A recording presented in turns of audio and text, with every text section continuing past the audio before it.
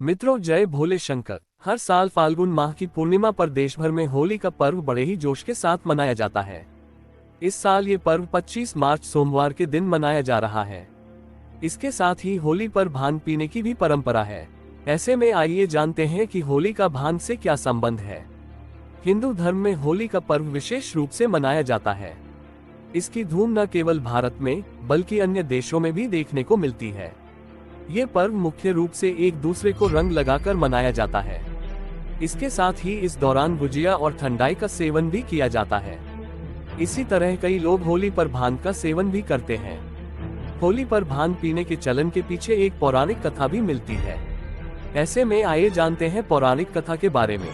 पौराणिक कथा के अनुसार हिरण्यकश्यप जो एक दैत्य था, उसका पुत्र प्रहलाद भगवान विष्णु का परम भक्त था। ये बात हिरण्यकश्यप को बिल्कुल पसंद नहीं थी। तब प्रहलाद की भक्ति को समाप्त करने के लिए हिरण्यकश्यप ने कई तरीके आजमाए और प्रहलाद पर कई अत्याचार भी किए, लेकिन प्रहलाद ने अपनी भक्ति जारी रखी। अंत में हिरण्यकश्यप का वध करने के लिए भगवान विष्णु जी ने नरसिंह का रूप धारण किया और हिरण्यकश्यप का वध कर दिया।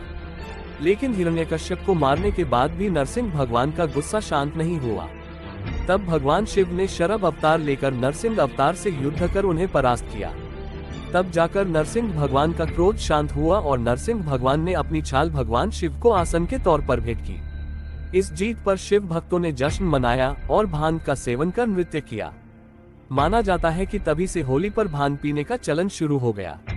एक अन्य पौराणिक कथा के अनुसार जब अमृत की प्राप्ति के लिए देवताओं और दानवों में समुद्र मंथन हुआ था, जब मंथन के दौरान विष की भी उत्पत्ति हुई, तब इस विष के प्रभाव से देवताओं और दानवों में हाहाकार मच गया। तब शिव जी ने इस विष का पान किया और इस संसार को विनाश से बचाया। लेकिन यह विष इतना प्रभावशाली था कि इस विष के कारण शिव जी का कंठ नीला पड़ गया। इस दौरान सभी देवताओं ने विष के प्रभाव को कम करने के लिए एक युक्ति सोची। तब शिव जी पर भांग, धतूरा और जल अर्पित किया गया, क्योंकि भांग की तासीर ठंडी होती है। इससे भगवान शिव को विष की जलन से राहत मिली।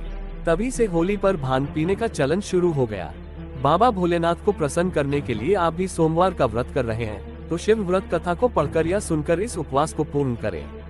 नारद पुराण के अनुसार सोमवार व्रत में व्यक्ति को प्रातः स्नान करके शिव जी को जल और बेलपत्र चढ़ाना चाहिए और शिव जी को फल फूल और धतूरा भी चढ़ाना अच्छा होता है तथा शिव गौरी की पूजा करनी चाहिए। शिव पूजन के बाद सोमवार व्रत कथा सुननी चाहिए। इसके बाद केवल एक समय ही भोजन करना चाहिए। साधारण रूप से सोमवार का व्रत दिन के तीसरे पहर तक होता है, मतलब शाम तक रखा जाता है।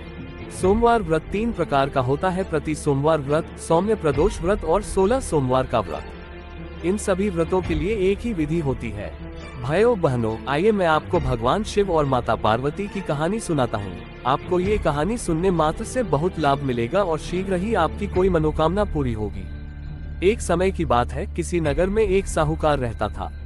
उसके घर में धन की कोई कमी नहीं थी, लेकिन उसकी कोई संतान नहीं थी। इस कारण वह बहुत दुखी था।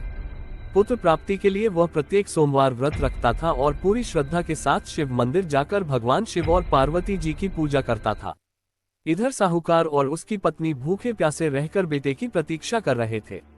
उन्होंने प्रण कर रखा था कि यदि उन्हें अपने बेटे की मृत्यु का समाचार मिला तो वह भी प्राण त्याग देंगे, परंतु अपने बेटे के जीवित होने का समाचार पाकर वह बेहद प्रसन्न हुए।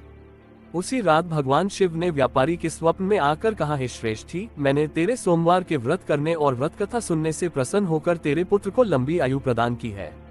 इसी प्रकार मित्रों, जो कोई भी सोमवार का व्रत करता है या कथा सुनता और पढ़ता है, उसके सभी दुख दूर होते हैं और समस्त मनोकामनाएं पूर्ण होती हैं। जय भोले शंकर।